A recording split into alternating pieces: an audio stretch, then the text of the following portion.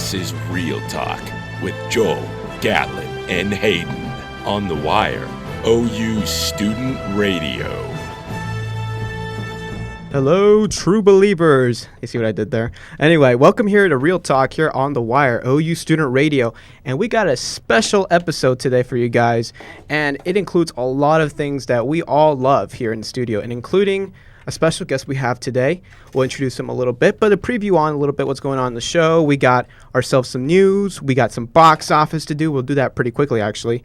Talking comic book movies today, guys. I'm pretty pumped. We talk comic book movies every week, but we are finally letting it all go. This is our excuse to just go all out finally. I'm really excited. Oh, I'm super excited, guys. I've always been excited. Every week we've had a segment that's pretty much been dedicated to superheroes / comics. Let's be real. The Avengers pops up in no joke every segment. That's right. So it's not going to be any different today. So this is just going to be basically the same show we always have. And speaking of Avengers, I finally got my first ticket for the Avengers. I'm all set to go. There it is. 7:50, April 30th. We're like April 90 30th. seconds in, and there's the Avengers, right? I might as well get it off the table. But that's not the only amazing news we have. I think one of our friends here this past weekend had something special, and his name is Hayden Hefner. Hayden Hefner always has something special going on in his life, but this weekend was especially special. He has finally popped the question to his girlfriend, and I want to applaud him personally. I want to say congratulations. I want to say congratulations in part of the studio. We're all happy for you, and we cannot wait. I hope to get an invitation for the wedding. Well, I just want to give it, an Avengers themed wedding, right? We could do Justice League. I'll totally do Justice League. Hey, I've seen pictures of guys that wear like Justice League shirts underneath their tuxedos. Hey, we could do that. I call Batman. I'm kidding. I'll take one. Hey, I just want to say this. I've never been so nervous in my life as I was this weekend. Oh, I can't imagine. I was like 45 minutes before I did it. I was sweating, and I was with Brittany at the time, so I was trying to play it cool. I was like, hey, we could walk around for a little bit. Yeah. Because I decided to do it at an event. I don't know what I was thinking. And an hour before, I was like, you are the biggest fool in the world. Why did you choose to do this? But, I did like the ring you put on her. It's pretty nice size. Good job. I had to rob a jewelry store to get that thing. Good job. You had to fight the Hulk to do that. I did. Which is your brother. I'm kidding. That is true. All right, guys. Congratulations, Hayden. We have a special guest to introduce today. He's a pretty good actor, in my opinion. I've seen some of his work. He's been on a lot of things, and I want to introduce him to the studio. Stephen Goodman. I want to clap for you. Hey. So, Stephen. Thank you guys for having me. Yeah, it's awesome to have you on the show. And my friend Gatlin here, who you're friends with, told me that you're really familiar with comic book movies. Is that true? Yes. I am a comic book nerd geek. Take your pick. Educated. Comic book educated, as we all are. So he's like me, but with comic book movies. So I'm a film geek. Yeah. Mm-hmm. But he's Joe. Let's be real. You're a wrestling geek. And a wrestling. A wrestling geek. I used to be one of those. Yeah, I think a lot of people used to be. You guys will have a lot to talk about today. But Hayden, you're a comic book fan, so you can have some say in this. I am. I do hate on the Avengers a lot, but I actually love. This is honest. I listened to that last cast. I love the Avengers as a comic book. I love them as a team. The movies I thought were super disappointing, but I love comic books. I love comic book characters and comic book movies. So I just want that on the record right now. Of course. Yeah, I want to get Stephen your opinion on all the comic book movies we're getting. There's so many cinematic universes. There's so many studios out there trying to get their own team of Avengers together. And not just comic book movies, but other movies in general. Like we talked about a couple weeks ago, Transformers. Sure. Wanted to set up a cinematic universe. G.I. Joe probably wants to set up a cinematic universe. Got But Terminator. how do you feel about Terminator? How do you feel about all these cinematic universes trying to take form? Do you want the actor response or do you want the comic book geek response? Let's get both response. Okay. First, actor. Okay. That way, if it's negative, we get it out of the way. Okay. I don't think. Okay, here's my opinion on the studio system. Okay. I believe whatever is over in the Marvel Studios Disney lot, whatever they're drinking in the water, is doing right. I believe they kind of really started this wave of the universe.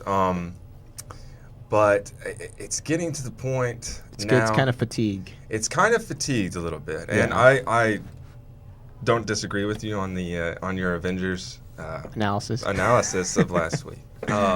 But what I can tell you is when we're starting to go off into different worlds of Terminator, Transformers, Right. Teenage Mutant Ninja Turtles. Oh yeah, I forgot that one. G.I. Joe. I do think they're going to hit a low point because there's something about a comic book world that you're always going to have a character that responds well with a child or someone like our age. It doesn't matter. Someone is going through the exact same thing. Right. When you are a huge soldier like Dwayne Johnson crawling down a shaft or cave, I don't know if someone can, with the G.I. Joe universe, if someone can respond to that as well for, let's say, 5 or 6 movies or different chapters of that. Yeah. And when I see somebody like Dwayne "The Rock" Johnson on a G.I. Joe movie, I'm like, it's The Rock. Right, exactly. It doesn't feel like the comic book character to me. It feels like The Rock. Yes. But I do see a lot of actors taking advantage of this cinematic universe. They're all jumping. You see a lot of these traditionally out of like superhero viewpoints coming into the superhero, like Benedict Cumberbatch, Captain Marvel. Really, Benedict Cumberbatch he does proper movies, right? Here's a question: do you guys think that the comic book film has now become its own solidified genre instead of just being characterized with action, adventure, or fantasy? Is it its own thing now? I think they're trying to expand that to whereas comic books are not only a genre but they have their mini genres, because I feel like Thor is so different than Captain America, as far as tone goes, and Doctor Strange also is going to be different, from completely from everything else. I do love that is the one thing with Marvel that I'll get to DC in a minute on my geek rant, but with Marvel I do enjoy how they are doing phases. Right. We had the phase before, and then now we're switching into more of we had our galactic with Guardians. Now we're having our magical with Doctor Strange, right. And then a little bit, Ant-Man is sort of, I think, in a line between those two. Right. Feels kind of like a political movie too. Yeah, a little political. So we're dealing with, Captain America to me. Winter Soldier was a defining moment for Marvel because that was, I'll always say that The Dark Knight was my the godfather of comic book movies, the godfather too of comic book movies. But Captain America Winter Soldier was like the 3 Days of the Condor, all the President's Men of the superhero. They delved into a lot of deep, dark. I think they showed that the genre could be more than just popcorn and a nice time on a Saturday night. It can make you think. Which is the good thing about this whole thing is that they're getting smarter, or they have to get smarter because everyone can see. After the Avengers, everyone's like, "All right, we had our popcorn, we had our fun. Now I'm gonna do something with these characters." But Stephen. Yes, sir. As a comic book fan, you don't have to call me sir. Well, but as a comic book fan, how do you feel about this entire thing happening around the cinematic universes? As a comic book fan, I gotta tell you, we're all always going to have that part of us that, oh God, when I'm a huge Arthur Curry fan, and for you listening, that is Aquaman. But I hardly call him Aquaman because I view him differently. When Jason Momoa was cast as him, and they brought up the picture. Heard a little bit. I understand what they're going. They're going for more of the 90s armor, long hair. Yeah.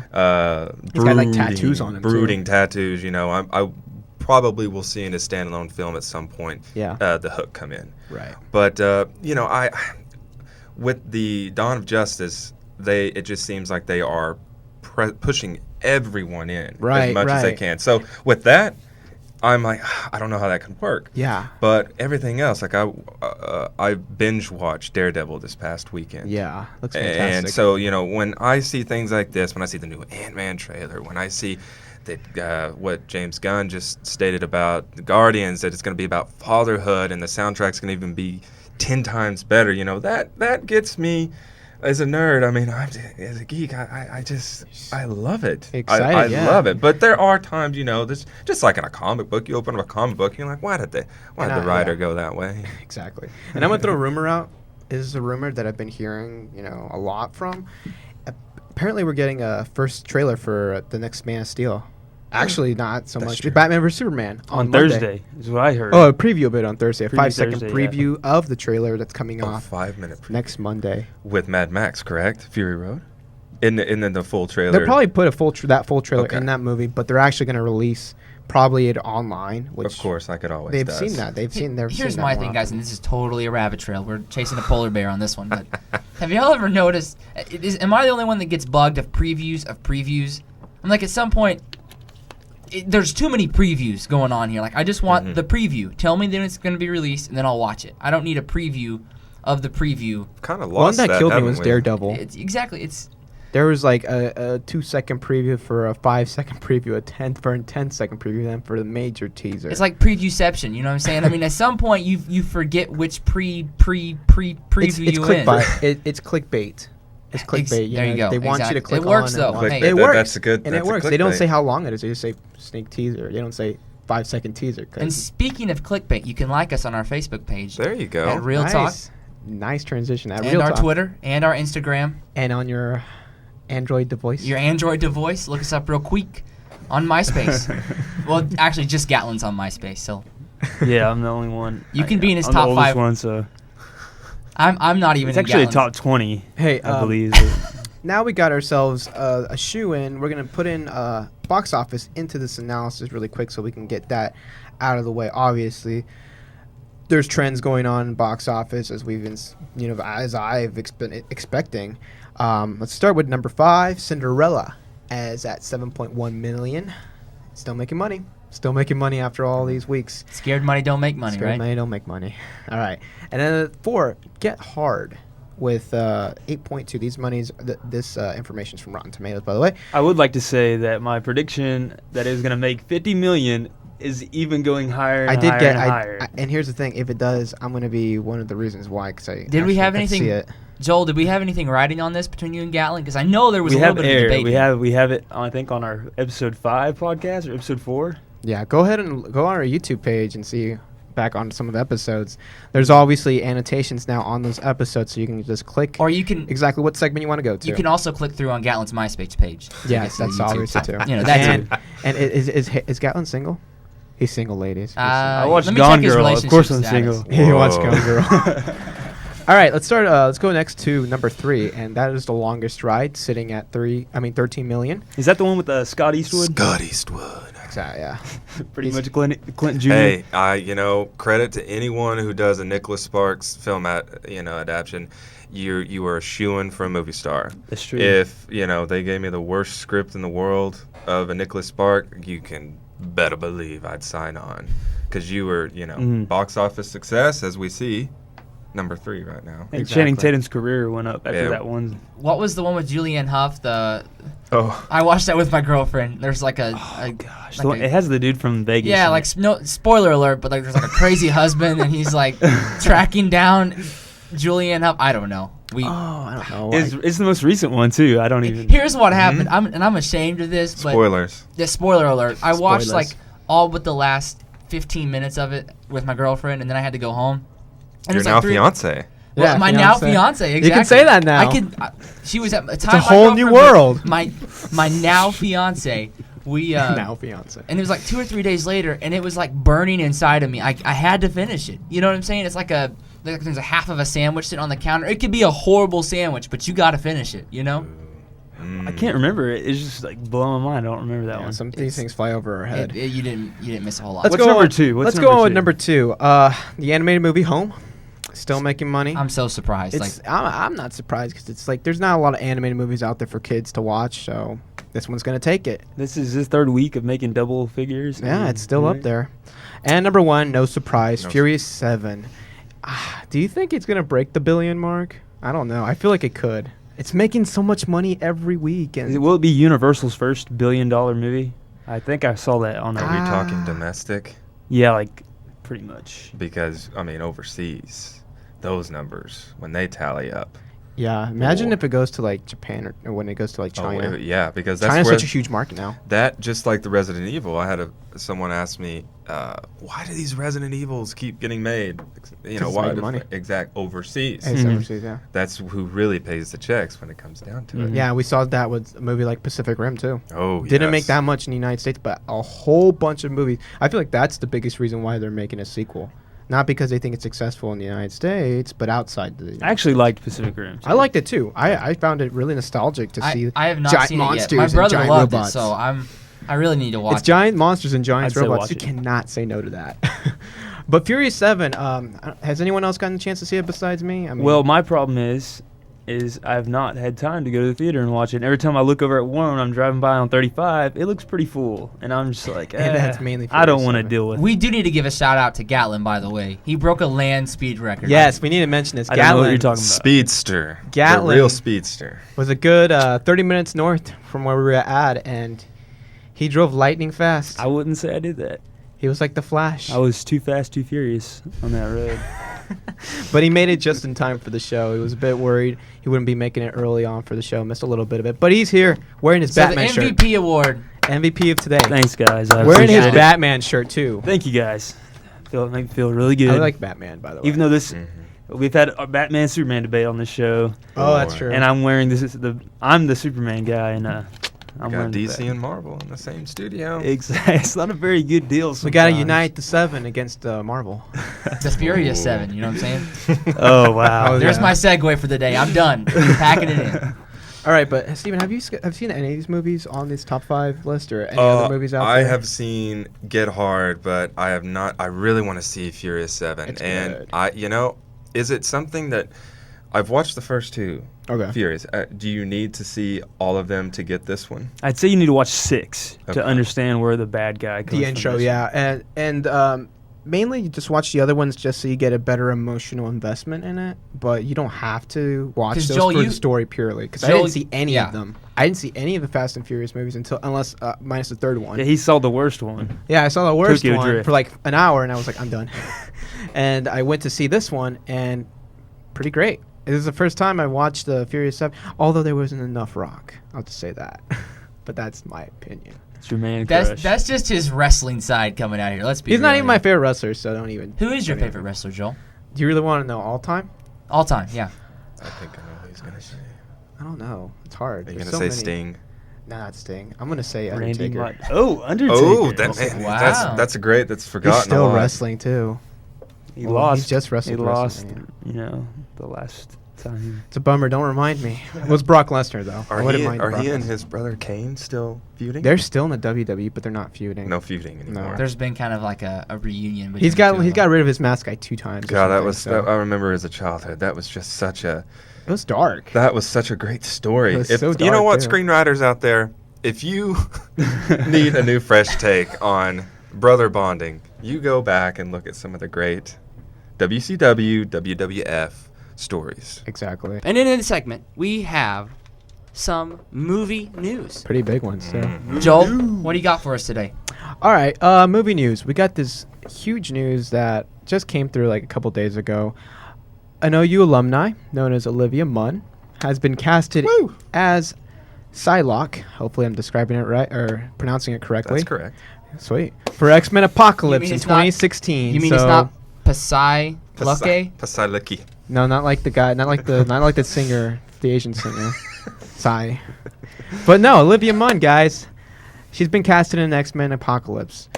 Steven, you said that you've met her before? I did get a chance to meet her before, That and is she is a doll. She is great. I'm glad she's able to. She's worked very hard to get where she is, and we were discussing in the break that it's kind of a weird actor path, but I mean, she got there with hard work, and if you haven't read her book, it's really great. Yeah, it's awesome. She went to OU too. She's an OU alumni.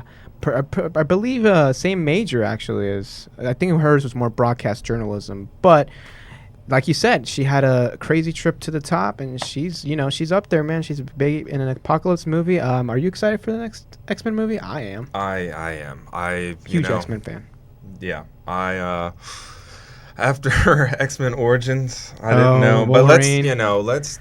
That's a different. Oh, that was so That's in a different room. Exactly. I was really proud of Bryan Singer to bring it back with Days of Future Past the way he did, and that is a team up film. Yeah, right and I there. feel like Matthew Vaughn had something to do with it too. I do too. Especially with First Class. He directed that one, and I Yeah, feel like he put pieces there for Bryan Singer to come back and he stayed on as kind of a consultant. Yeah, he's a producer, yeah. And I believe worked on a few versions of the draft. I hope he comes back to do an X-Men movie. I love the new X-Men. I was glad that they got. I love the fact that they got rid of everything before that. Yeah, exactly. With one movie, they said, okay, everything fresh you know start. is false. You're right. Because there's so many questions that they left with those, like X-Men Last Stand. And origins. I mean, Professor Xavier, spoiler alert, died. And no one really likes that. like, what happened? And then he just comes back with no explanation. Dropping radio atomic bombs up in here. Good grief, man. Yeah. I mean, I'm just saying, was anyone else wondering? I thought he got, like, evaporated into, I don't even know what you call that. So you guys have a favorite X-Men movie of the franchise?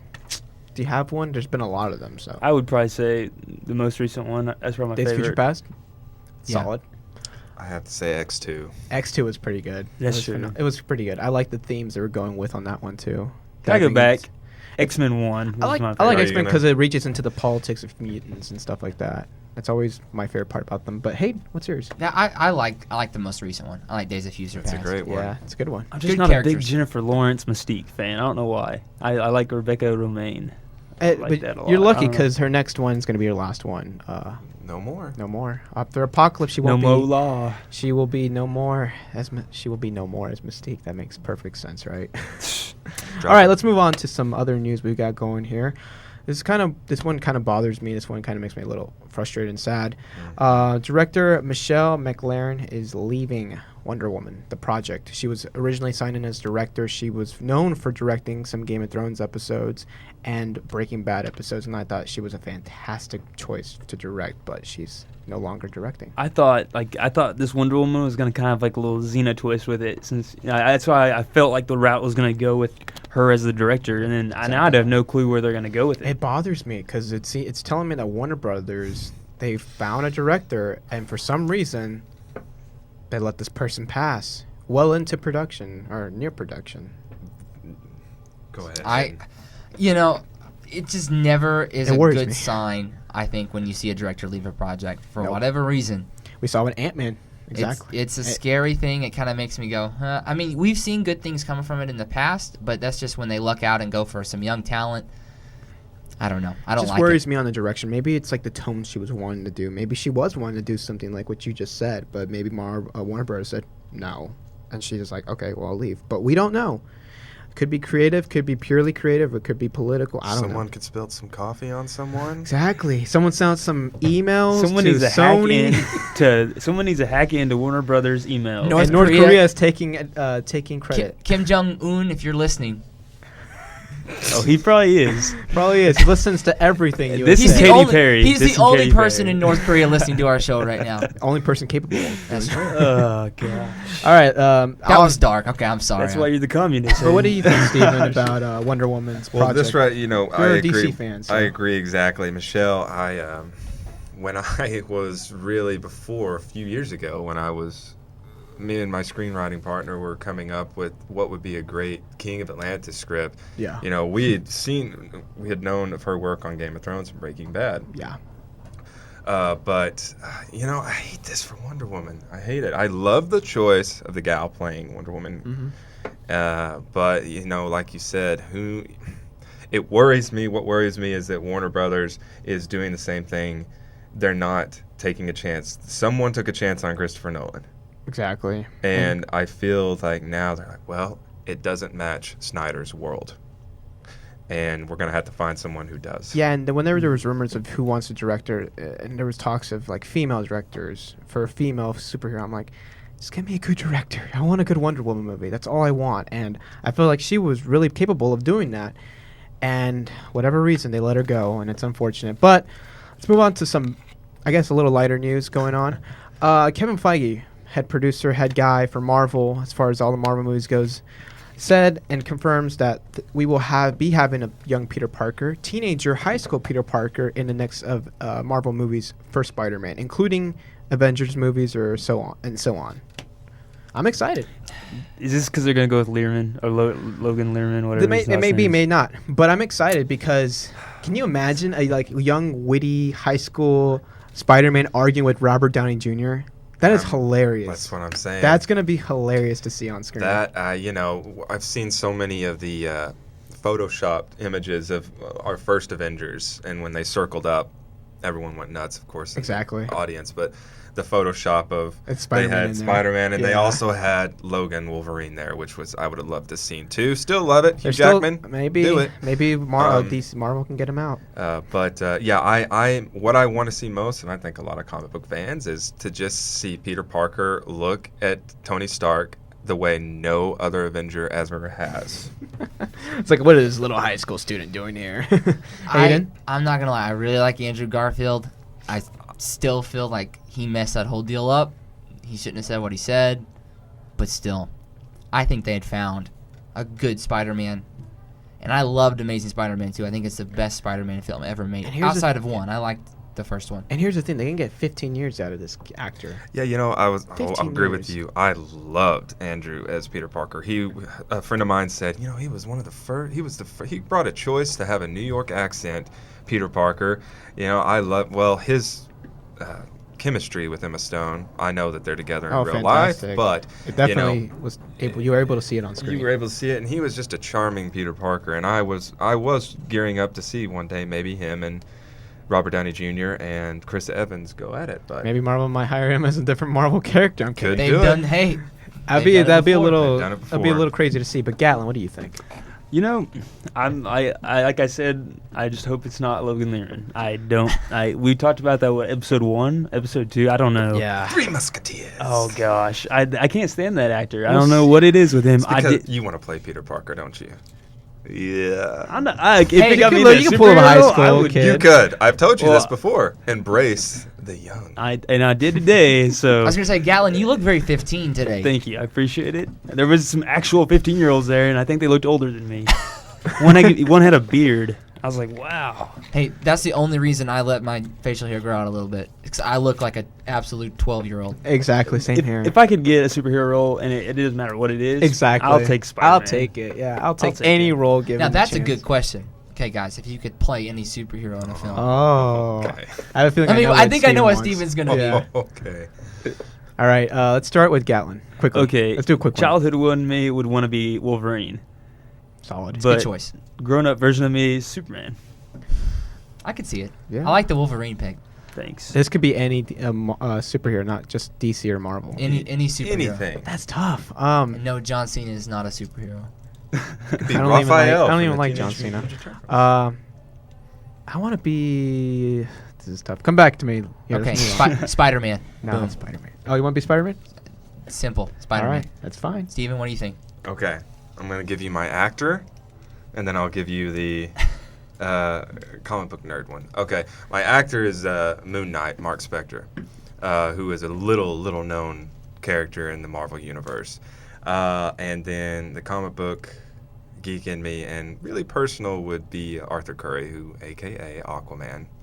I like the choice. And we need to talk about, you said Night Spectre, is that? Moon Knight. Moon Knight. Mark Spector. Mark Spector. Is his actual name. Awesome. We need to talk about it because Sure. I know we were talking a little bit in the break about. I'm wearing his shirt. Absolutely. Hey, in next segment, we're going to, just a little teaser, we're going to talk about that a little bit more. But Joel?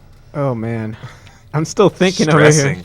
It is tough. If you guys could There's see thousands. the stress There's in this thousands. man's face. The beads of sweat. I'd like to be. Man. I'm just going to throw it out there. Iron Man. I'd like to be Iron Man. Good choice. I can That is see- a I great can see choice. that. No one Because- picks that. Because That's good. he's like Batman with a little more swag. You know, he walks around, with a lot of confidence, with a lot of money too. Definitely the vocal leader of the Avengers, I feel, and not just in the movies. I feel like in comic books as well. He's enough smart, he's enough funny, he's enough charm, and he's also has his moments too. So I would go with Iron Man. All right, but let's move on to the next piece of news. James Gunn not confirming, but saying that the next Guardians of the Galaxy movie, it's going to be about fathers, and Steven mentioned it earlier. How do you guys feel about that? I going mean, for a father's they theme. they kind of went the mom route early on, just like kind of parent route with Right. the very first one. Yeah. I actually like it because that's like a part of the Guardians that we could all relate to. Like Steven said earlier, as a child, something that you want to relate to. And the music, I feel like gets the older audience in there with it. But I love the music too as a 20-year-old. So I actually like the route. It definitely gives you the sentimental side to go with the action. Yeah. So I think it's a good choice, and you know what? It's definitely gonna make an interesting storyline. That's for sure. And they definitely did a good job of teasing it in the first one. Yeah. So I'm excited to see what route they go. I'm not familiar with Guardians of the Galaxy at all. Now, Steven, you may That's a know good this. Was thing. it more popular in Europe than it was in the United States? Is that why they premiered in London? Or No, they just do that in general, I think, now. Yeah, that's kind of the studio system. It was, it didn't become. I tell you, James Gunn really made it popular. I will say a He lot. was very vocal about it. Yeah, and now the comics are going off the shelves, but once the talk started on that is what really made it. There The was real talk. and there used to be. I mean, Guardians has been around since the '80s. Right. Yeah. And, like, when I heard about it into production, like, a year before, or, like, a year and a half before, I saw their pictures, the first picture they had of, like, the guys set up, kind of like a Usual Suspects kind of look. I was like, oh, I have a good feeling this is going to be witty, this is going to be funny. Year later, I saw it. It's pretty good. I liked it, and I can't wait to see what they bring in. well, and I think what I loved about it is because they weren't that well known. They had nothing to lose. Exactly. They had a good story, and they just went with it. I think that's, again, Taking I don't- risks. talking about the Avengers again. It's every segment, and I'm the one bringing it up, so this is on me. It is your fault, yeah. But I think that's what went wrong with the Avengers is that they didn't just make it a story. They focused on the characters, and they focused on we're going to have I think their whole premise was Iron Man, Captain America, Black Widow, Thor in a movie. Hawkeye. We'll figure out the Hawkeye. rest later on. They probably thought, oh, Hawkeye, we have to put him in the movie too. Exactly. I'm kidding. Exactly. I mean, that's the thing is you when you start somewhere else, besides the story, there's disaster in the air. But I mean, Avengers made a lot of money, so Just remember, Star-Lord is half Terran. there you go. That's what. Yeah. So that's going to be interesting. It's gonna be interesting who he plays as his dad. Yeah, and Be hopefully that's. funny. I believe that's going to be an intro of a brand new leading type character in the Marvel Who knows? universe. We'll see. But let's move on to our last piece of news for today. Kind of news, kind of just recap and thoughts on. I don't know if you guys saw the Terminator trailer that came out a couple days ago. I have very strong opinions on what happened in the trailer. I thought it was not good. Joel, why What don't did you tell guys the think? audience what happens in the trailer? Spoiler alert, and I shouldn't have to say this about a trailer. This trailer should not. Is this the trailer or the preview? This of is the the trailer. The trailer that came out 2 days ago. Actual trailer. A trailer should not spoil a movie like that, especially with a plot line this big.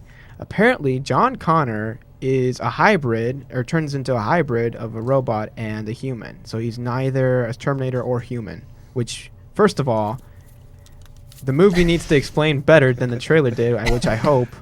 And second of all, why do you tell your audience that in your second trailer? Why? That is something that does frustrate me. Is I feel like films, they're trying to bring in audience. It's all about that money. And they put in all the Terminator old quotes on there, and they think that's going to buy people in. It might. Nostalgia sells. I will say that nostalgia sells. And that's the thing they're missing with Terminator Salvation. Why they didn't make that much money on that one is because there wasn't much nostalgia. It was completely fresh. And their problem was, we need more Arnold in it. They think that they need more Arnold in it for it to be successful, and that's why there's so much Arnold in this. Well, I there's think like a every- CGI Arnold, and there's a real I think Arnold. every movie needs more Arnold to be successful. Like, let's just be real. That's true. That's exactly what I was about to say. The Godfather, But you know what it that needs? tells me something about the Some Austrian Yeah, that mafia. We need, That- we need some. We should need some heavy in there. Yeah, but that tells me something about the confidence the studio has in the movie to succeed on itself. Like you said, Guardians of the Galaxy, no Avengers characters. None. Maybe Thanos, future Avengers character, but like none of the superheroes were in there. They just wanted to see what they do with their original story. The Terminator can't do that without Arnold? I will say though that I believe is it Amelia Clarke or Emily Clarke? Emilia Clarke from Game of Thrones? Yeah, from Game of Thrones. She's fantastic. She looks like she almost looks like the original Sarah Connor. She does. If She you really look, does. yeah, She you really know, does. talking about Terminator, you were talking about dealing without Arnold. Well, one of my favorite Terminators was the Sarah Connor Chronicles on Oh. Fox. That TV show ran for a good while and Mhm. had no mention of. The T1 Arnold. Arnold. I'll be back. Yeah, but what do you guys think about the trailer? I haven't got to see it Yeah, yet. I haven't seen But how it do yet. you feel about them? I Like, mean, spoiling something like that. there's a lot of movies where you don't know how much you get spoiled till after you see the movie. Who knows? either. Maybe that's not So the maybe big plot twist they exactly, want. exactly. But then sometimes in trailers, after you see the movie, you go, "Wow, I can't believe they showed that in a trailer." But they showed so much of it, and that's what happened with the Amazing Spider-Man 2 as well. Some of those trailers, they showed too much. They showed the last shot, the last shot of the movie in the trailer with Rhino. I'm like, I saw the trailer. I'm like, all right, sweet, we're gonna get to see their fight. No, not even the movie had a fight. That was money. That was just a poor. I was like, audience. that's me. That's them reaching for my pockets. What'd you call it? Clickbait? Clickbait, yeah. Clickbait. Let's This get a is- hashtag of that. This is Clickbait. ticket bait, though.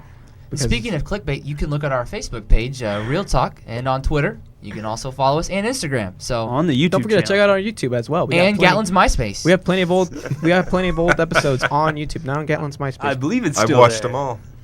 I am a large, semi-muscular man, but I'm here with a muscular man, a very large muscular man, actor, screenwriter, producer, Stephen Goodman.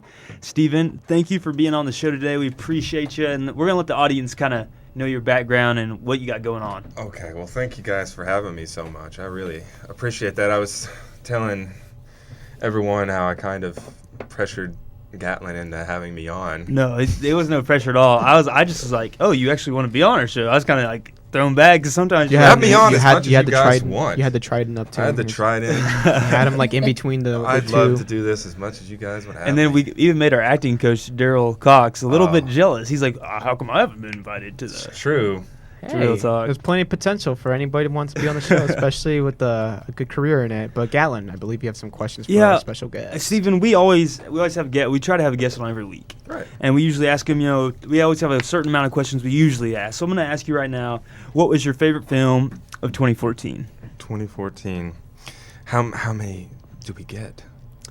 Well, as many as you want. Yeah, as many. This is you. You tell us. Like when you hear 2014, what movie yeah. pops in your head? Grand Budapest Hotel Okay. and Whiplash.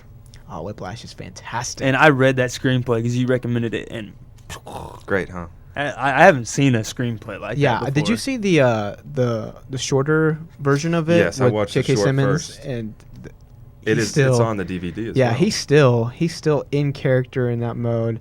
But definitely when they switched it to like where they are actually in the movie, it definitely worked better because it looked more intense. It felt more intense in there. But What was your most anticipated? What is your most anticipated film of 2014? Like what? does it already I happen? I already know a few that you might Was say. that in 2015? 2015, yes, exactly. Okay. Sorry, my bad. I get these years thrown out. Well, oh man. Star Wars. that's everyone's in this room. Um, Join I the club. can't. As soon as those tickets go online, I'll be getting. I have gotten my Avengers ticket. Hey. Up top. Yeah. I am also ready for James Bond Spectre. I'm a Me too. huge Bond fan. That one's getting thrown under the rug a lot with all A these lot. superhero. It and is. That was my comic number book 2 movies. movie. I'm really ready for that. But man, that's gonna be huge. It's Daniel Craig's last movie. the Last James Bond. And the latest teasers kind of, we got Christoph Waltz in there, and Oh, solid cast. in the shadows, and so I really, let's put Star Wars Spectre, Age of Ultron. Now, speaking of, we just said your most anticipated movie, and we're going to touch on this later, our top 5 comic book Okay. movies. But so far, just to let the fans kind of give them a little preview, maybe a little teaser, like we were talking about earlier, a preview of what is maybe your favorite comic book movies made so far. Well, So just tease them a little bit, Just give them a a little tickle. little tickle. Little Yeah, tickle. yeah. I feel like you're wanting an impression right now or something. I feel like you're wanting an impression. Throw an of impression if someone. you want. I can't do that. I'm not going to embarrass myself. Hey, we Okay. do that every week. But there's a man with a glass glow smile. I'll tease that. Hey. Oh, okay. All right. I think that may give a lot away, but Yeah. But oh well, that's my fault. I shouldn't have asked. Okay, now you're an actor, I Stephen, am. here in Oklahoma, and a lot of people would think Oklahoma acting that doesn't go hand in hand.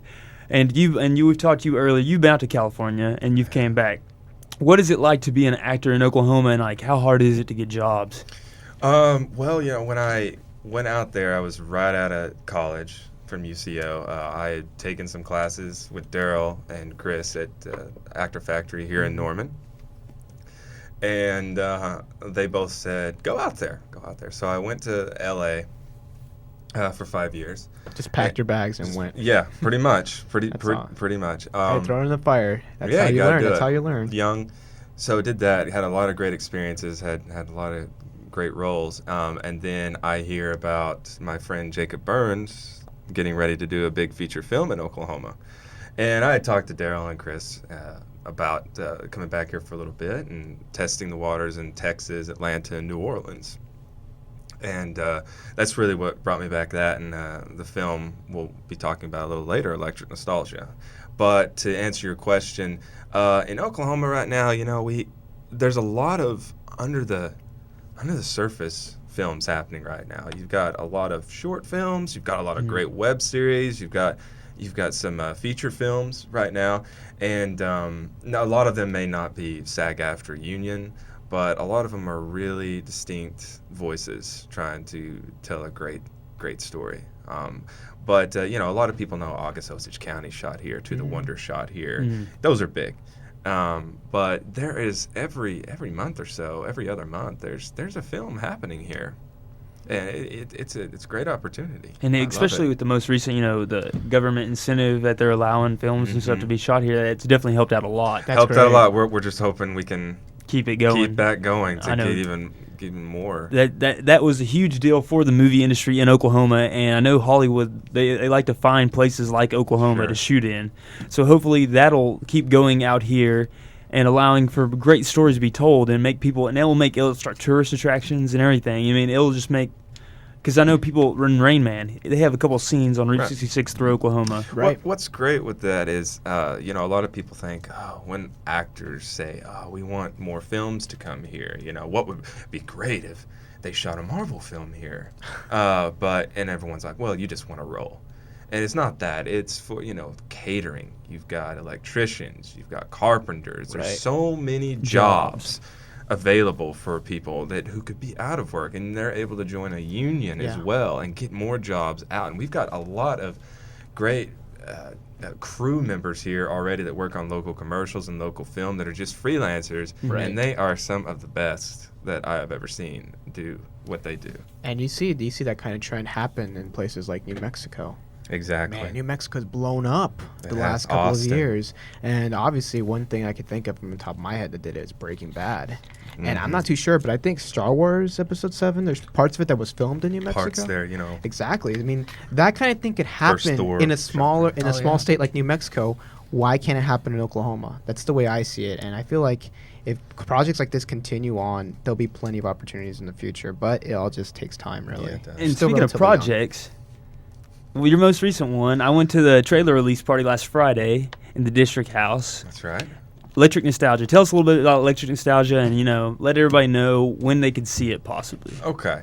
Well, Electric Nostalgia is, as I can say, a really modernized retelling of a Frankenstein in a very creative mind of that of Jacob Burns, who is our writer, cinematographer, and great director of it. Vinnie Hogan produced it, who did Fable of Shannon Cable a few years back, and Jacob's brother, Zach, also helped produce. And it is a story about this tragic character, Leland Helm, who I play, who has Tony Stark type money, and he's in robotics, but he's not in it at all for fame, money, girls, whatever, So he's cars. not Tony Stark. He's not Tony Stark at all. He is the most tragic figure.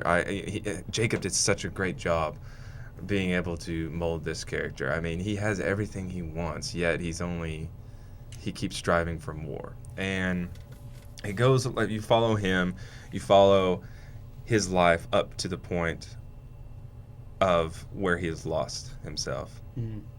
And then he gets another female into his life that starts working at his building. And he doesn't quite fall in love with her, but he finds some sort of, he could be her mentor. She could be something great to him. Yeah. I do apologize to the listeners. I'm really trying not to give much away, because if I spill one little thing, as Gatlin knows, it's going to spill the whole movie. Yeah. I will tell you that this is, we shot in black and white. That's fantastic. A like lot that. of people haven't done that. A lot of people, I heard when they first said, "Oh, it's in black and white." Oh, I don't know about that. It's either gonna make or break it. Come on. And from our trailer release party, it seems like kind of made it. And That's a good thing. you don't really know what time frame this is in. You don't know if it's in the 90s, the 80s, right now, with dealing with our great set design that they did. But you were asking when it was going to be released. Yeah, when's a possible premiere? Like when people will be able to chance to go see it, or What time should people be aware of it? What we're having Coming to deal out. with is film festivals. Mhm. And the film festival circuit, you have to premiere it in a certain city, like Dead Center. Mhm. Your film has to premiere there before you can start showing it out Right. to the world. So we're going to get to some film circuits. I would say later this summer, we'll be having a premiere, a smaller, not at a big venue, but someplace where people can come watch it. But available online, I'm not really sure when people could go to like YouTube or go to our website and stream it. I'm not exactly sure on that. I couldn't tell you. well, they can definitely go watch the But you trailer can right see now. the trailer right now. Yeah, we'll share it on our Facebook page. And go see it at Electric Nostalgia's Facebook page, their Twitter, Electric Your Nostalgia. your film. Twitter, your Facebook, your Yeah. Instagram. We'll be sure to share all that links. But I gotta tell you, this is one of the best films I've ever been on. It sounds fantastic, to be honest. Like It's- from when you're like pitching it to me, I just like black and white, emotional attachments to a character. Emotional detachments that shouldn't be with this character, and exactly. he's falling in love with all these women that he will not have for very long, which is because of what he is trying to accomplish, and that is, in my eyes, I mean, it's like a tragic Shakespearean tale. That's the best I can pitch it. It is a tragic. If Shakespeare were still alive, he would pat Jacob Burns on the back and go, "You've done it to my son." Well, like talking to Jacob, this is so neat. He's like, I wanted to go with the science fiction route that wasn't, all about guns and sound effects, like Star Wars. Not or- one gun, not one knife are used in this. He said he was influenced by older films, especially Black and White and Twilight Zone. Which, I mean, Twilight Zone, there's a lot of tragic stories in there too.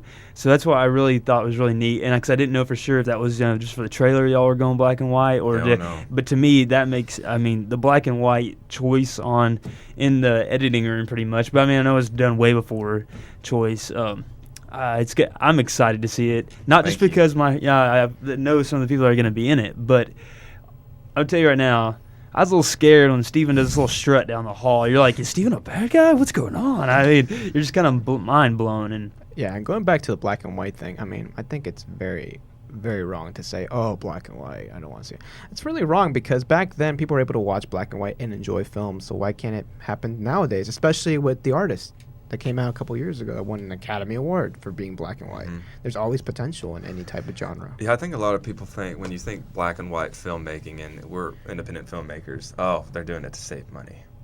And I mean, when you see the trailer, you'll see that, I mean, it's so vivid. I mean, it captures where they found us to shoot, the architecture, the interior architecture. And it brings out more contrast too, I feel. It's- Because there's less colors to divulge in the shot. It's more black and white, It's, When you really I- see the harshness in it. I told Jacob when Sort of effect. when I finally saw some of the first cut that this was this is the way I saw, is this the way he thinks Leland sees the world, is just in this black and white, and we kind of had a conversation on that, but that's, I mean, if you go check out our trailer right now and go watch it in black and white, and that's the last thing I think you're going to think of.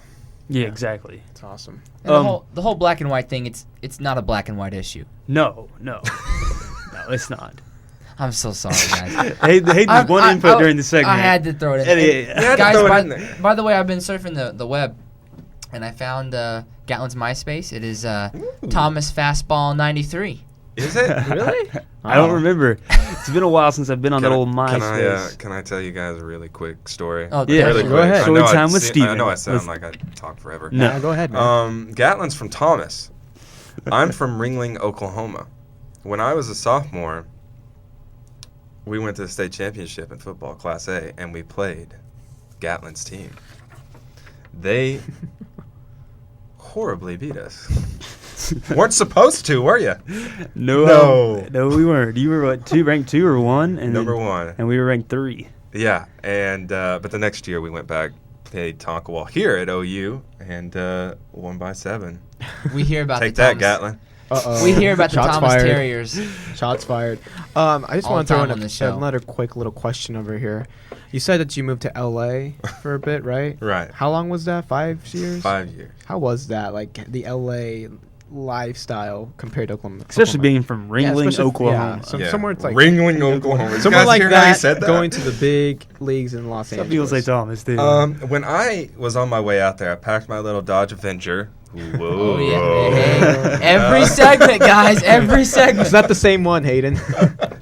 Go ahead. So I packed my car to the brim, drove out there myself. That is an adventure in itself. Screenwriters out there, if you guys want to just do a film solely based on an actor going out to LA, great concept. But I was about 10 minutes away from Burbank where I lived to pull into LA. The biggest panic attack I've ever had in my life. The traffic. No, it was just, you're just finally before- getting to just do before this. You're doing finally, that, but yeah. it was such a great panic attack. It was such, I felt so alive doing that. And I know probably everyone. Paige Tudyk, who was in our film Electric Nostalgia, just moved out there. I'm sure she had that same feeling. Yeah. But, it's what you hear. The traffic's awful. But I tell you, it's not that much worse Better than, here in Oklahoma. than Yeah, traffic Norman is traffic not pretty. at rush Not hour pretty. on Not pretty at 12th all. or Lindsay. I can tell you that much. It's not gosh. that much worse. This is the greatest practice you could have. Hey, but there's always that classic term. It's kind of associated with New York City, but I think it can work for Los Angeles. If you can make it there, you can make it anywhere. I agree. There's a lot of bad stuff in Los Angeles, and I'm not trying to say, everyone should just avoid LA. There's a lot of bad people, a lot of people. It's just a bigger city, so you get more of everything, really. When you're in the industry that I'm in, it's all out war. You have really hardly any friends. You got to be on your toes. But It's a business. there are some beautiful places out there. Mhm. There's some beautiful. I do miss it a lot. I miss hiking. I miss going to the beaches. I went to Disneyland once, didn't get the measles, but there's Universal City Walk, and you go on a lot on Warner Brothers lot or Paramount lot, and that's awesome. And though I miss that. I miss walking through the gates onto a lot. That's fun. Yeah. And I love Burbank. I advise anyone who's moving out there to check out Burbank. Or Studio City. Yeah. I have one last question for you, Stephen, and then we'll go to a break. Shoot it. All right. Now give some advice to young aspiring actors out there. Like, what would be one little piece of advice you'd give them if they want to get into the industry, or if they want to, just even start out here in Oklahoma? Like, what was something you would tell them after all your years of experience? If you're an actor here in Oklahoma, Texas, I would say definitely visit the Actor Factory. And Gatlin, you know about that. Oh, yeah. I really think that's where everyone gets started. Now they used to, back in the day, Clint Eastwood was one of the last to get into it, but they used to have these studio contracts, and they would pick about 30 people to be day players, and that's how you rose up in the ranks. You could just be what they call featured roles now. Yeah.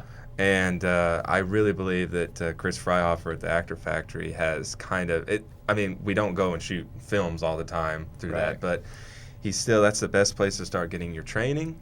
You can meet with Chris Freihofer, who is the casting director, and you get your face out there, and you start meeting people, and you can network that way. Another advice I would say is to just reach out there to some actor that you know, if it's through the factory, whatever, Facebook, Twitter, Instagram. Actors around here will lead you in the right place. There's no egotistical actors. Because everyone all together is trying to. We really hear. That's what I love about this acting here. We all want to really make it, so we're all working really hard with each other and for each other. It's like one of us made it to try and get more films here. Right. So we're all wanting to help one another. Do not go for shady people who say they can make you like a John Casablanca. That's right. I'm calling you out. Do not go to the mall and they say they're going to make you a star or a model. Do not do that. Go to either Switzer Talent or Magna Talent.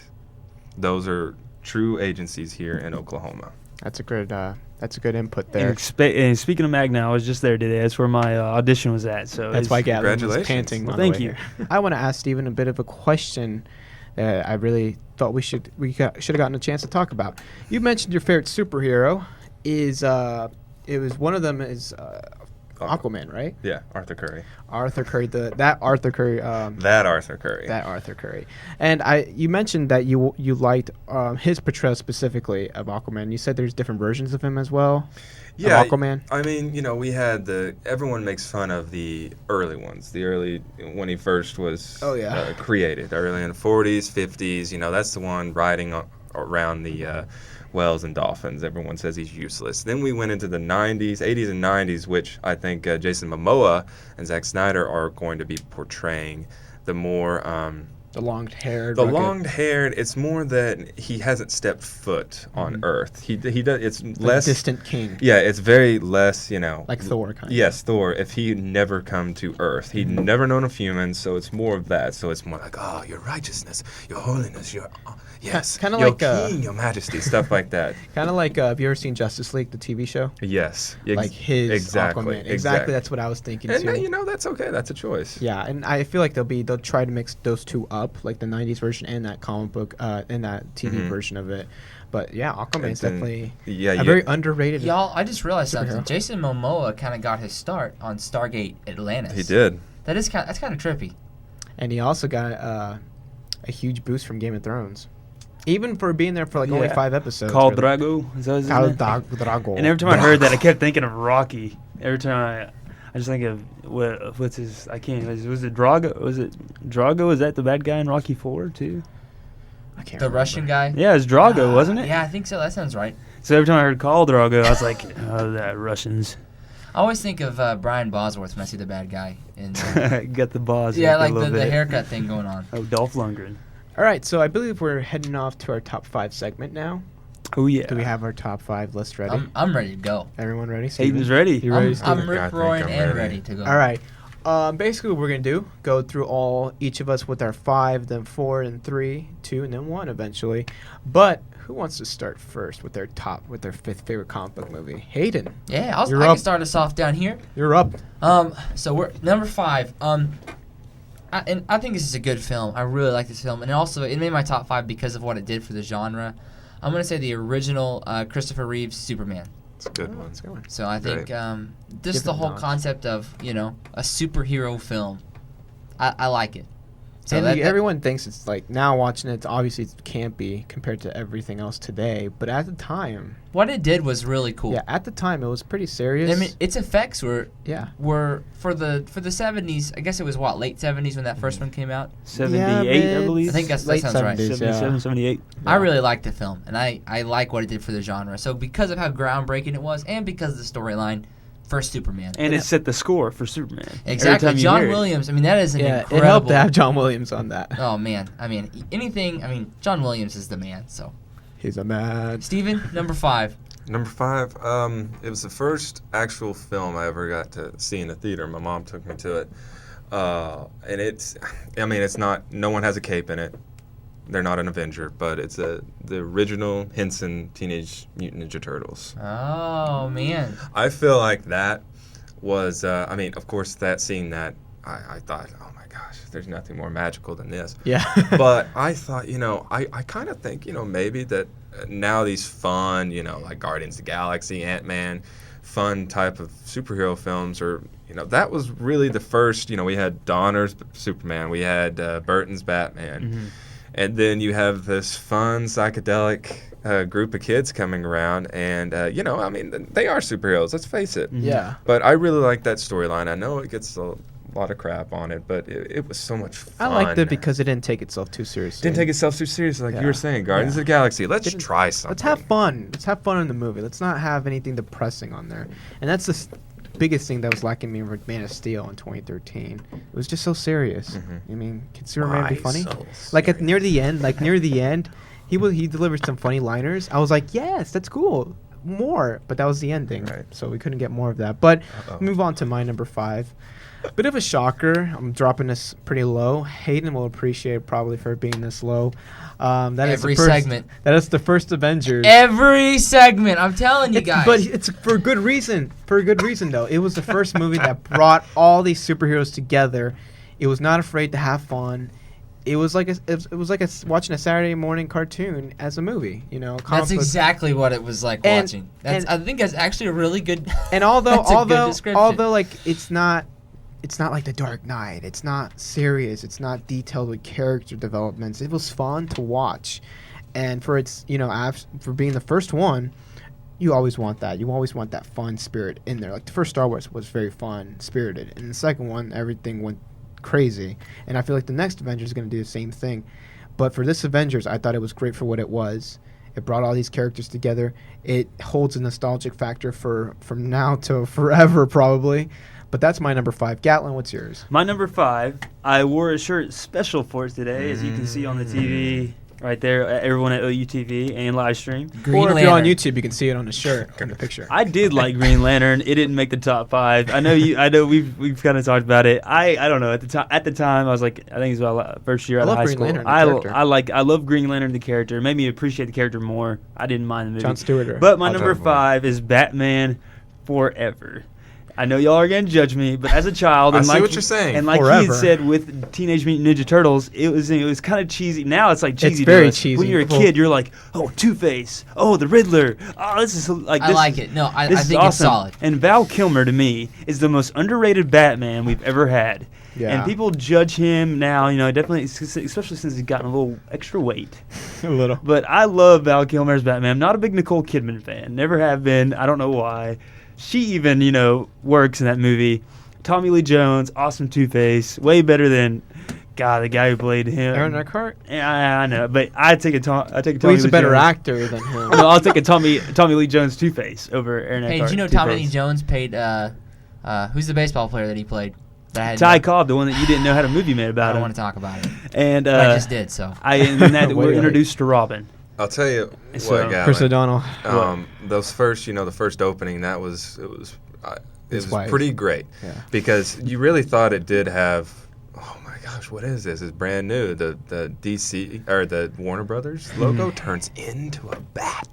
That's true. That was cool. But- Bill's different. That introduced us to the bat butt. When And he's the when bat he's, nipples. and the bat nipples and the bat crotch. I'll introduces forget that. that. But then again, I wanted to have that because man, he looks so ripped. But here's the Batman's thing, so though. ripped. And Here's it the shows thing, though. Alfred's Yeah. really not smart letting anyone could dress up in For real. masks. Here's the thing, though. Before that Batman, though, Batman Returns, the last Tim Burton one, made less money than Batman Way Forever. less money and horrifically a nightmare. Yeah. Pink one killing I feel children. I feel like Batman Forever was like a Christopher good Walken, a refreshment. mayor. Obviously, it was returned to more lighthearted adventures with the Cape Crusader, but I liked it for what it was too, kind of. But Hayden, we're bringing it back to you for 4. Ooh. you know what, guys? No. I'm switching up my list here. I've been looking at it, and I think I'm gonna make a call an audible here. Number 4, I'm gonna have the first Captain America.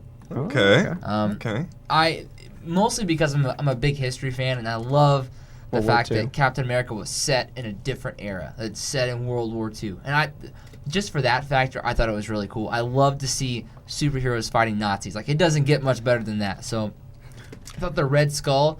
I thought, I'm blanking on his name. Hugo Weaving. Hugo Weaving. I thought Great he bad did- guy. I thought he did awesome. He just plays such a great bad guy Actually and a got great Megatron, elf too. too. So, Mhm. Great elf. but I love the first Captain America. All right. That's a good one. Steven? I knew someone was going to do Avengers, so I didn't want to say Avengers. Guys, Just do gosh it. darn it. Just go for it. I'm going to say Blade 2. Oh, he went Ooh, Blade, Blade route. 2. And a lot of people forget that. It's a And comic. you guys know who directed that one, right? I can't remember who directed it, but I remember the movies. Was it? Do it, Gatlin. Was it the guy? I don't know. Del Toro. It was Del Toro? Yes. I thought Really? he directed I didn't Hellboy. know he did. He did. Oh, he did stepped both. in. He Oh, directed this one. okay. David Goyer, who came up with all the stories of the Nolan's Dark Knight, Mhm. trilogy. He stayed on and wrote this one. He directed and wrote the first one, but I don't know. Something stuck with me on that. That was a brand new, because Blade was one of our first. That started the track. Yeah. Of let's bring back the superhero. 2000s, Yeah. And then when they came out with Blade 2, I thought, man, you got a horror film here plus a superhero film, and I thought Wesley Snipes was on top of his game. Wesley Snipes, yeah. And I really loved that story, and I'm one of these people who love big team-up movies. Aliens, sorry, Hayden, I know. It's okay. It's okay. I'm a big guy on that, and It's okay. When you have Blade teaming up with people he's been hunting this whole time. I mean, I know it's cheesy, but I love that stuff. I love it. I love Blade when I was a Have kid. more fun. Yeah, it was not a as lot more afraid as fun. vampires too. It was a lot more fun, and it was a worthy adversary for Blade. Yeah. All right. So on my pick. number 4 list, that's good. That's a good pick.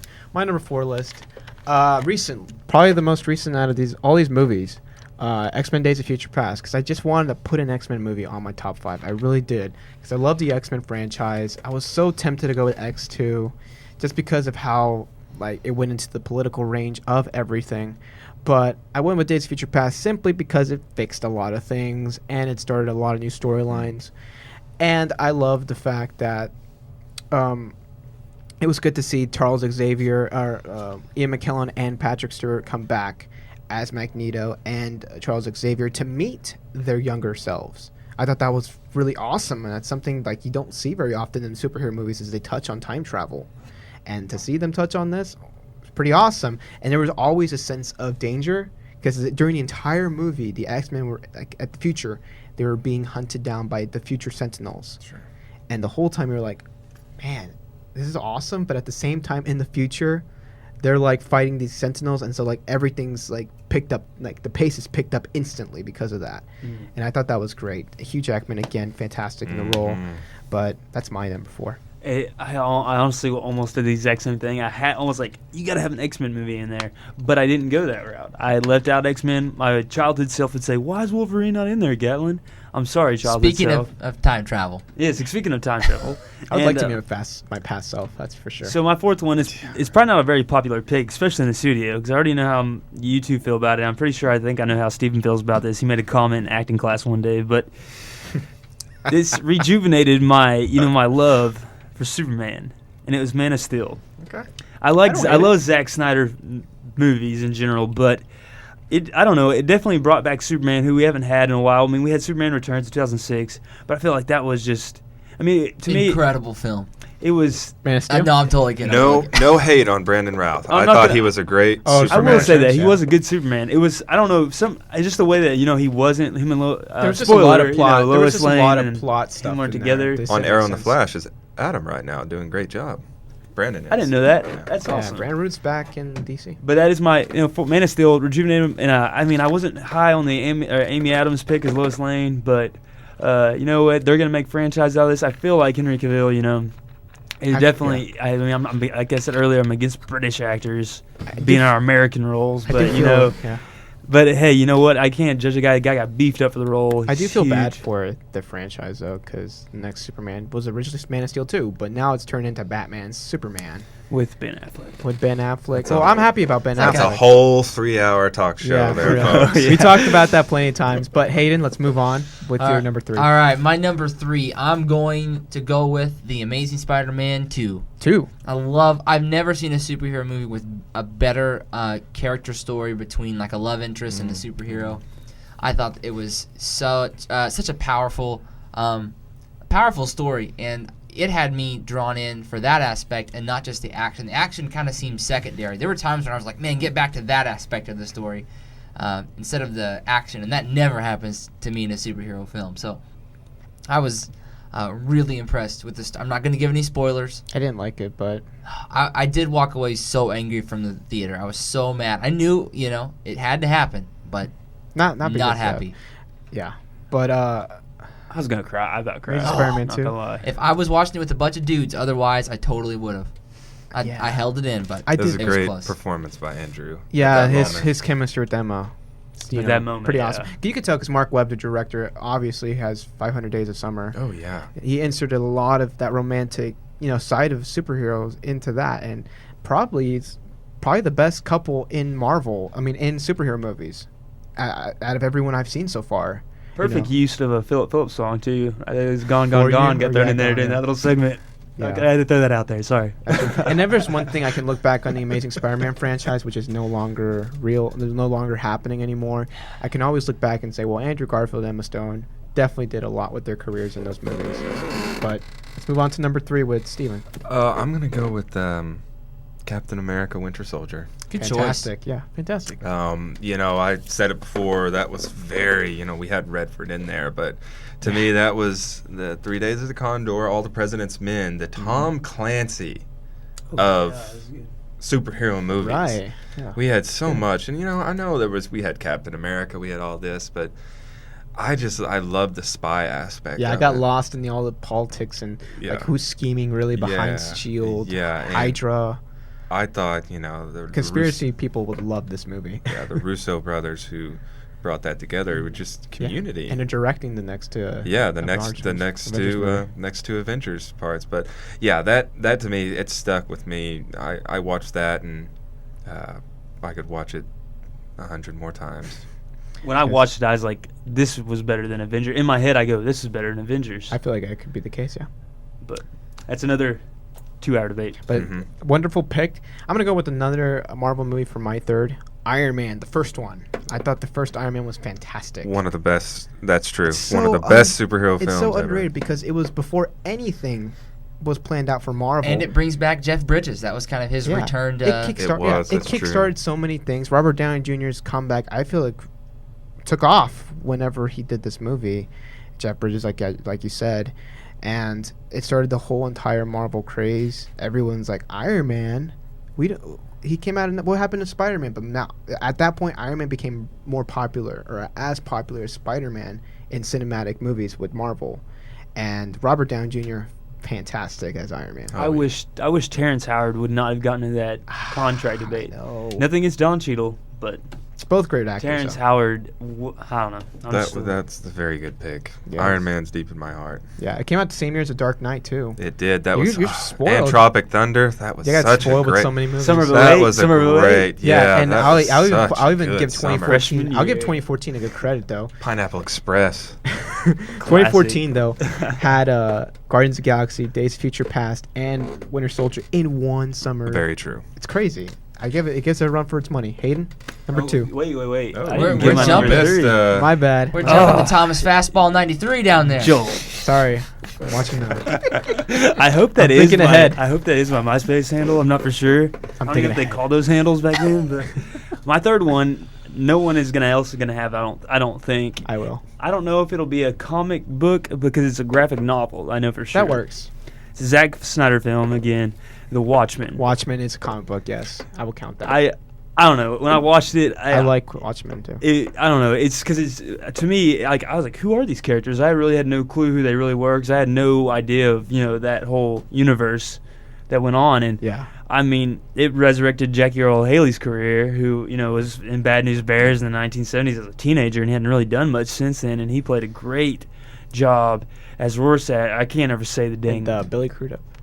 Billy Crudup plays a great what's the doctor? Adam? Captain? No. It was Doctor. Doctor. I can't Nuclear. remember. Dr. Manhattan. Dr. Manhattan. That's yes. what it was. Because I was thinking like nuclear. I mean, it has a Manhattan great part. cast, but the story I really loved. It's like 3 hours long. I remember I watched it when I was like probably 16. I was like, man, this is. The 3 hours went by and I was just. I think that was fascinated. 2008 as well. I think it was actually Winter. Yeah. Came out that winter. November. I remember when I saw that trailer for it. I was like, Watchmen. What's Watchmen? And I didn't watch it in theaters. And I watched it later on. But You watched yes, The Watchmen. Yeah, that is definitely one of my top 3. I don't know. Yeah, I mean, I know it's probably not a popular pick, but No, I want to see the movie. I haven't seen it yet, It's, but I it's highly pretty recommend solid. it. Stylistic too.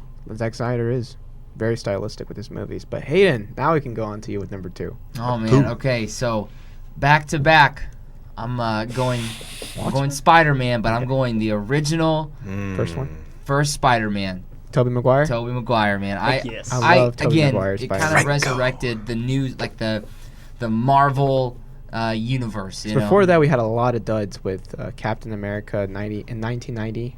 pretty cheesy. I remember in the video Test store score. when I was a kid, I would go with my mom, and I would always pick it up, and she'd be like, "No, we're not gonna watch this." And I was like, part of me was thankful because it looked really dumb, but no, I really like the first Spider-Man. I like the story. I like the villain. I thought the Green Goblin was a great choice. Willem Dafoe. And I really actually like the second Spider-Man. That was better, I feel. Definitely not Spider-Man 3. That's off the list. But No. Spider-Man 2 was pretty good, too. You don't like Peter Parker walking down the street? That's all I can see when Snap. But With his, here's like, the thing. his Here's the thing. kinda- I kind of like. I his kind of like when haircut. Peter Parker's awkward like that because I feel like Peter Parker for me has always kind of been awkward. But not that. That's He was never too jazzy. He for me he was never like that hipster charmer like Andrew Garfield, which I thought Andrew Garfield was great, but to me Spider-Man was always in my head a Tobey Maguire guy that looks like that, very nerdy, awkward, stumbles a bit, but when he's Spider-Man he's down to business. But let's move on to number 2 for Steven. Another one. No capes. No capes. affiliation. No capes. Casino Royale. Oh yes. The first outing as Daniel Craig as Daniel Bond. Craig's fantastic. I've watched that so many times. I've daydreamed about being able to play that Bond. That opening scene, 5 minutes, and then you go to the chase. Eva Green was great. I in it, too. love chase scenes, and that was just that at the end when he goes in, he just walks in and just kicks this guy, and he just manhandles him just for a little file. I don't know, that's just stuck with me. I love what they did. Yeah. I think again we've talked about some people taking chances and just take a chance, have fun with it, and I thought they just said we're going to leave everything else alone. What's happening Bond? Mm-hmm. Yes, we've got a blonde Bond, he's new, but we're just gonna, this is him, this is our new one. And I thought Eva Green was a great Bond. she girl. was. I loved her as Fantastic. that. I was very, really very Vesper. very up there with Daniel Craig as far as like. Yeah, the she got smart- him one. Yeah. She was a smart Bond girl. What about your number 2? I was gonna ask what you thought about it. but- Oh, okay. No, I mean, y'all take everything I was going to say. It resurrected my love for James Bond movies. I mean, I love the Pierce Brosnan ones. That's what I grew They're up like with. popcorn flicks, yeah. And especially the one with Halle Berry coming out of the ocean. Other than that, these are my, Spectre is my number 2, or Spectre, Right. whichever way you want it, the British way or the American way. But it's my number 2 most anticipated film of 2015, so I'm excited to see it. All right. Well, my number 2, I'll throw it off to Hayden. I'll go one up on him. Spider-Man 2, like he said, he loved. The Oh second man, one. Spider-Man 2. Spider-Man 2 was fantastic. It's a good It film. took everything, and like I said, first Spider-Man was pretty campy, pretty exciting. Second one just threw Peter Parker under the rug, having troubles with MJ, struggling with his personal life and his Spider-Man life, and the mix of Doc Ock, like a person he's fond of as a mentor, turning into a monster basically. And the tragic story about Doc Ock in that movie, played by Alfred Molina, fantastically. I would say. love that final fight scene, and I think this is there's like the statute of limitations on spoiler alerts. Yeah. Sure. Has expired on this film. Yeah. And If what you I- haven't, yeah. shame on you. And what I Exactly. love is the director Sam Raimi. He's very he loves to do these things with villains that they talk to themselves, kinda, where they're so they're so evil. Like the Green Goblin, he basically talked to himself in the mirror, and he let William Dafoe do that. And then Alfred Molina was talking to himself as well, and I thought that was really fantastic and something that we're kind of missing nowadays. Because in the comic books, you can do that. Like they can think to themselves and talk to themselves. Such a good point. But Such a now, good but point. now in comic book movies, whenever he was able to do that, you never noticed it, but he got away with it, and it was fantastic. Hey, I talked to myself as Leland Helm in Electric Nostalgia, That's awesome. so just to give you that. Well, I want to see that portrayal. Then. Oh, by the way, have you seen the Spider-Man 2 director's cut? I'm not. Oh, boys. Not amazing, but the original, the The original 2004. Raimi. Yes. Oh, I want to see it. Yeah, get that. That's the only one I've seen is the director's cut. Mm-hmm. All right, my number 2, and I'll go really quick because we already touched on it, and then we'll get to our number 1 so we're pressing on time. My number 2 is the original Superman with Christopher Reeves, and Superman's my favorite superhero. Yeah. I can't say enough more about it. And Lex Luthor, portrayed by Gene Hackman. Great. I mean, sum it up. Gene Hackman, Lex Luthor. That's great. Yeah, What's your that number sums 1, it up Hayden? right there. Drop the mic. Number 1 for me, I'm gonna go. Check your phone device. Yeah, I'm gonna Double make check. sure. Yeah. Dark Knight, number 1. No, I number mean, two. Number 2. Are we on number 2? Yeah, we're on number 2. number We're one. number 1. We're Okay, number never mind. one. Don't Never mind. scare me like that. I was like, did I skip one? No, yeah, Dark Knight number 1. I'm sure that may be a reoccurring theme. So I'm just gonna nod out and let us go to Steven on this. All one. right, Steven. The Dark Knight. I mean, come on, people. Come on, it's it had everything we wanted. Of course, like every film has plot holes. You got stuff like that. But I mean, Christopher Nolan. I saw this film 8 times in the theater. I saw it. Oh, I almost got as much as you did. I saw like 5 times. 8 times, and each time the hairs on my arms would stand up. I mean, I've never had a film experience like that. And that, as an actor, is what I hope to convey in audiences. All right, let's keep going down. Dark Knight. Dark Knight for me is number 1. Gatlin. Well, I'm gonna break the streak, guys. Oh, I'm just no. kidding. It is The Dark Knight. Hey, This yeah. is the first time. It's We agreed on one movie for number unanimous 1. number 1. This is the first time we've had 2 people on a number 1, and now we've got 4. This is. That's I crazy. think it Whoa. kind of. But for good reason, though. The Dark Knight It is is. fantastic. The script is wonderful. The performances on the mark. A game. Christopher Nolan brought his A game as far as, plot. Everything went perfectly in that movie. Heath Ledger, fantastic portrayal as God rest Joker. Absolutely, definitely had a great performance. Deserved that Oscar for everything he went through performing as the Joker. But, guys... Alright guys, you just listened to our episode with Stephen Goodman, our special guest that was kindly here, and hopefully we have him in future episodes. Hopefully you guys enjoyed having him on. We certainly did. We thought there was a lot of fun discussions going on there. Huge comic book fan. Also, if you enjoyed having Stephen Goodman, go ahead and follow him on Twitter at @itisgoodman, and on his Instagram with the same name as well. Go ahead and check out his Facebook page for his movie, Electronic Nostalgia. Hopefully you guys can check that out. I just saw a trailer for it, and I think it's pretty interesting, and I think you people should go out and watch it too. Go ahead and take a look at their page, take a look at their trailer, see what you guys think, like their page. It would be awesome if you could do that for us. Also, guys, if you like this video and you liked our other videos, go ahead and subscribe to our page, and like this video and comment. Let us know what you guys thought about the show. Share the love as well. Tell everybody you like and everybody you might not like about our show. We certainly don't discriminate against people of any types. If you hate somebody, go ahead and share this video. But as for this episode, guys, it was phenomenal. We thought it was fantastic. Hopefully you guys did as well. But next week we'll have another show right back for you guys. Until then, though, I'm Joel Filomeno. This has been Real Talk. And go watch some movies out there, people.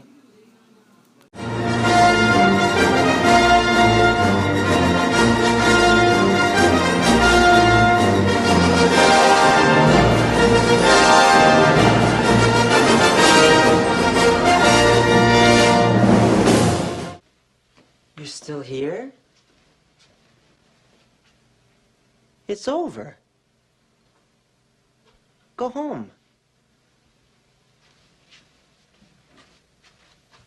Go.